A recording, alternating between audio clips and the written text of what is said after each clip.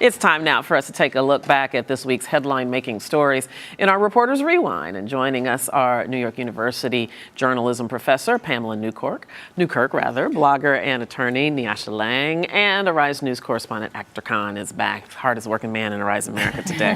Hello, ladies. Good to see you, and welcome back, Akthar. Of course, we have to start with the Freddie Gray case, and of course this announcement by Marilyn Mosby, the state's attorney in Baltimore, that they're bringing charges against all 6 police officers. Pamela, I want to start with you. How shocked were you that this decision was made, and that it was made so quickly? Made today. I didn't see it coming today.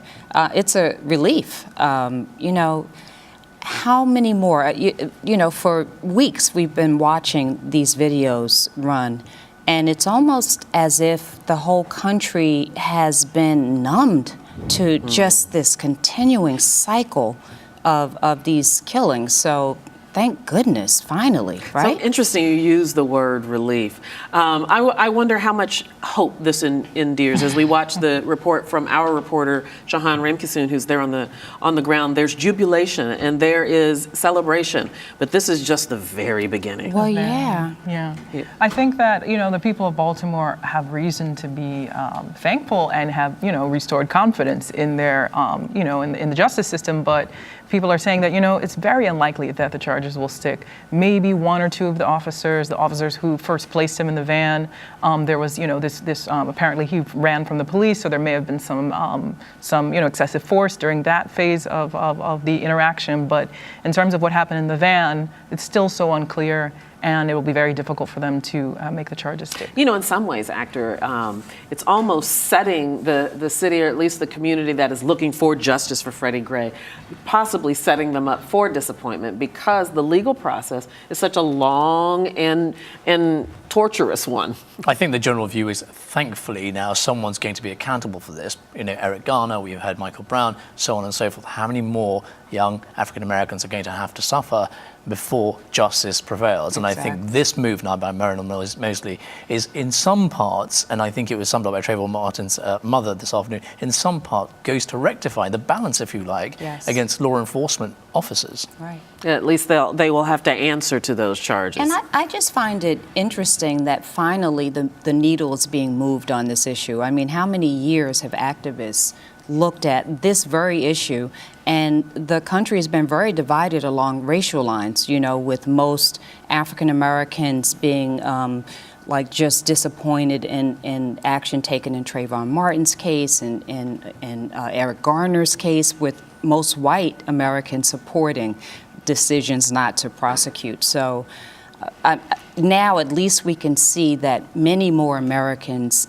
know that there is injustice in the land when we're looking at these And that's such issues. an interesting point, because it really has galvanized the nation. There are protests around the country, not just in the city where the perceived injustice took place. And it's not just African Americans. And it's not just African Americans. It's old, it's young. Yes. It's the whole gamut. Right. But you know what? This is what occurred to me today, and we've talked about this around our newsroom, is probably wouldn't have gotten to this point were it not for technology and social media. Right. Yeah, I mean, it's sometimes a double-edged sword, right? We know that people are out there documenting everything that the police do now with video cameras, and that's a touchy issue in terms of how evidence can be used and so forth. But what it does do is create that opening for people to see what's happening, to question authority.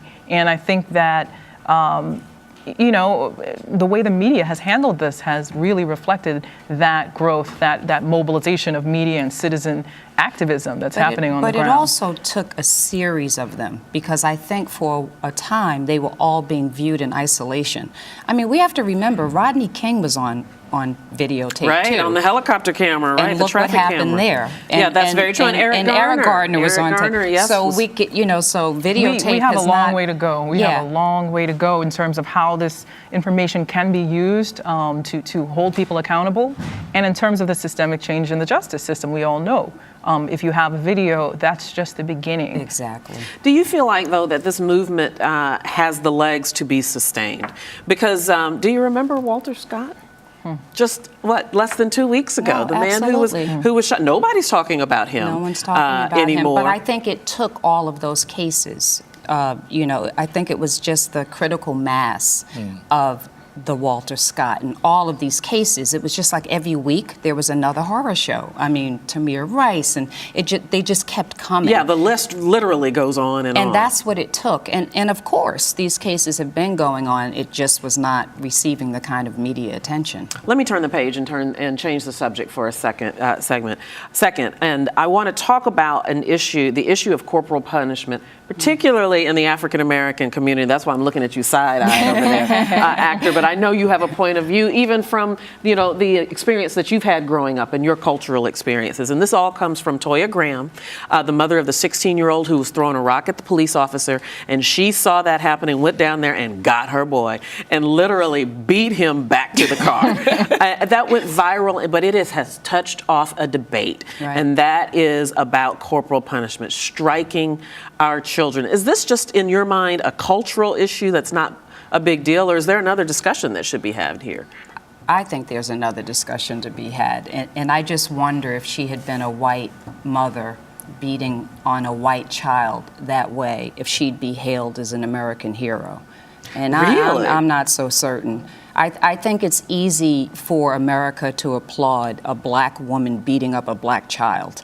I just don't think, if this was a little blonde-haired, blue-eyed child, I think that woman would have been arrested. She's definitely not a hero. And I think the way in which, again, the news media, us, have focused on this singular story, this, this angel, from the community, as if she's the only mother that keeps her child in check. And that's the only way to keep your child in check, of course. Right. Yeah, but you have to allow, though, for, if you will, the desperation of a single mother. Here's a single mother with 6 children. Oh, no, I would have done that. My mother would have done that. Yeah, my mother would have come at me. She would not have beat me out in public. She would have smiled and said, when I get you wait till you get home. your butt is mine. What's your perspective, Akthar? I think I agree with the panelists. I think there is definitely a case for corporal punishment, and I think, as some people have said, a whooping is a really good whooping, and some kids need a really good whooping, and a good cut round the ear, if you like, just to remind them that what they've done is wrong. Send your emails to Akthar. But I think what we saw the other day was the sheer desperation. In one side, it was a loving mother to say, well, hold on a moment. If you're in this parade or in this march, you're going to get picked on by the police, potentially arrested, injured in some way. You're coming home. I don't want that to happen to you. So that motherly instinct kicked in. But on the flip side, beating the living daylights out of your son is simply and let's not let's not exaggerate. She didn't beat the living daylights out of. Come on, she chased him all the way through and bashed him. I don't even think she hurt that young man. Well, hurt his ego, certainly, but that's not a question. It certainly hurt his ego. That's not a question. And his friends will not let him live this down she said he for was ashamed a long himself. time. But if it's the difference between smacking him on the head, and I'm not condoning the violence, but smacking him on the head or him being shot by a police officer. Okay, but see, that's where I have a problem. Okay. Because most of these unarmed black men and boys who we've seen victimized over the past few months, they were not doing anything wrong. So it's kind of like conflating these issues as if they were out there throwing rocks at the police and then they were shot.